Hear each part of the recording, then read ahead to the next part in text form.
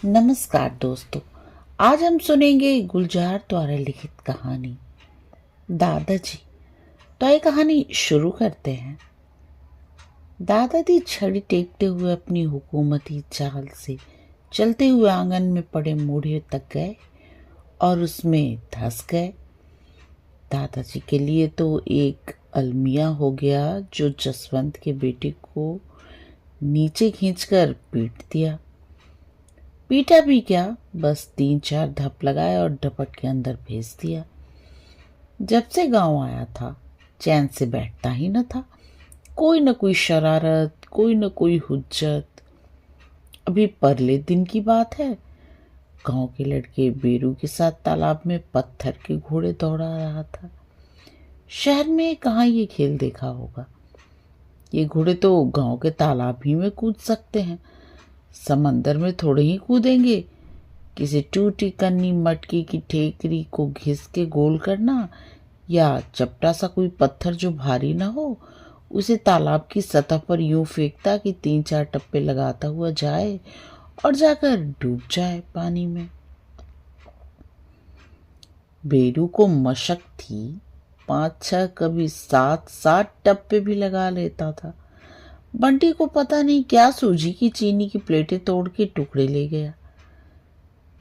चिकनी है इसलिए सोचा दूर तक जाएगी। बेरू धोबी का लड़का रोज कपड़े लेने आता था। उसने शिकायत कर दी।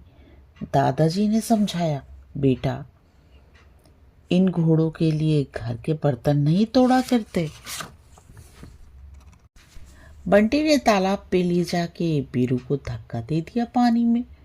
वो गांव का था, तैर के लौट आया। बंटी ने कहाँ सीखा था तैरना, झगड़ा हो गया और खुद डूबते डूबते बचा।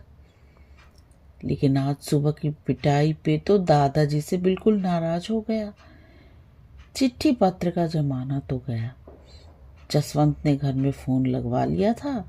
बंटी ने फोन कर दिया और जसवंत ने कह दिया कि आके ले जाएगा, बाकी छुट्टियां वो शहरी में काट लेगा। दादाजी बहुत परेशान थे, मायूस भी थे। और सच भी है कि औलादें हो जाएं तो अपने आप माँ बाप से मुंह कम हो जाता है, औलाद से बढ़ जाता है। जसवंत को थोड़ा ही याद होगा जब बारिश में नंगे पांव बाहर जाने की जिद की थी और डांट पड़ी थी, चलो पहले बूट पहनो। माँ से डांट बर्दाश्त नहीं हुई थी, सो उठाकर बाहर ले गई। कुछ भी हो सकता था, वो कैसे बताते कि उनसे छोटी इसी तरह जिद करके बारिश में निकल जाती थी और पता नहीं कब पोलियो की शिकार हो गई। दाई टांग सूख गई। पोलियो मारी बेटी की शादी करने के लिए उनके माँ बाप को क्या क्या जतन करने पड़े थे। उनके तजर्बे इतने जमा हो गए कि एक एक बात पर कहानी खुल जाती थी। तजुर्बे बोले नहीं, बांटे नहीं तो क्या करे, उसी का नाम तो बुजुर्गी है। जसवंत भी इसी बात से परेशान रहता था। बड़ौदा बैंक से जब रिटायर हुआ तब गांव में पुश्तैनी घर का ख्याल आया। जसवंत ही ने कहा कि स्कूल के ज़माने तक तो गांव जाता रहता था अपने दादाजी से मिलने, लेकिन अब तो वहाँ कोई भी नहीं था। आप ही चले जाइए और जो मुनासिब समझे कीजिए उस घर का। वैसे भी आपकी पेंशन से शहर में रहकर तो गुजारा करना मुश्किल है और अब बंटी भी स्कूल जाने लगा है, खर्चे तो बढ़ते ही जा रहे हैं। उसका मतलब तो वो समझ गए थे, लेकिन बंटी से बहुत लगाव हो गया था। पत्नी के गुजर जाने के बाद पोते के साथ ही वक्त कटता था उनका। वे अपने क्रिकेट के किस्से सुनाता और वो अपने गिल्ली डंडे के। जसवंत की पत्नी जब दूसरी बार हामला हुई तो वो दिल कड़ा करके गांव चले आए, लेकिन गांव आते ही मन हरा हो गया, जैसे पौधों को अपनी जड़ों की मिट्टी मिल गई हो। उन्हें अपने दादाजी के दिन याद आने लगे। सच तो ये है, जितना उन्हें मिला था बड़ा होते हुए उनकी औलादों को कहाँ मिला।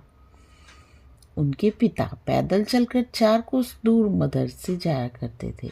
वो खुद साइकिल पर बड़े स्कूल गए थे और फिर शहर के हॉस्टल में रहकर कॉलेज पास किया था। फिर भी देसी घी का कनस्तर और मेवे भरी पिन्नियाँ घर से भर के ले जाया करते थे।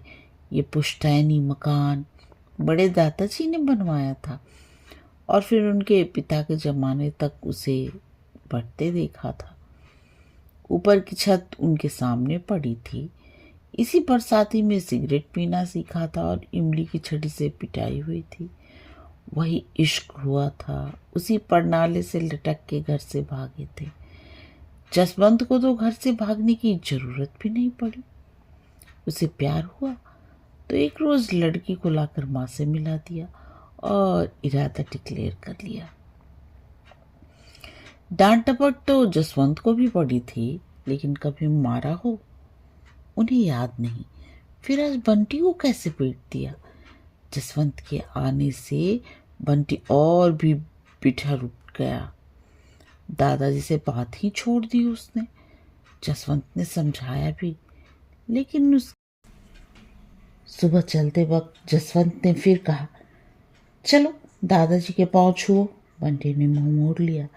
दादाजी खुद ही पास गए, सर पर हाथ फेरा, लाड़ किया।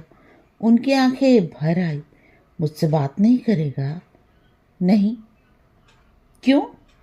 मुझे पेट से नीचे खींच के मारा क्यों था? मैंने तुझे थोड़ी ही मारा था बेटा, मैंने तो किसी और ही को मारा था। बंटी ने आंख भर के देखा। झूठ। हाँ बेटा, मैंने तो उस लड़के को मारा था जिसने उस पेड़ से गिर कर अपनी टांग तोड़ ली थी। ये देख। दादाजी ने मोढ़े पे बैठ के अपना पायंचा उठाया और बाएं पिंडली की हड्डी पर लगा जख्म का निशान दिखाया और कहा, देख, मैं तब तेरी ही उम्र का था, इसलिए आज तक लंगड़ा कर चलता हूँ। और लंगड़ाते हुए उसे बाहर खड़ी टैक्सी तक छोड़ने आए। कहानी समाप्त। कहानी सुनने और अपना कीमती समय देने के लिए आप सबका बहुत बहुत धन्यवाद।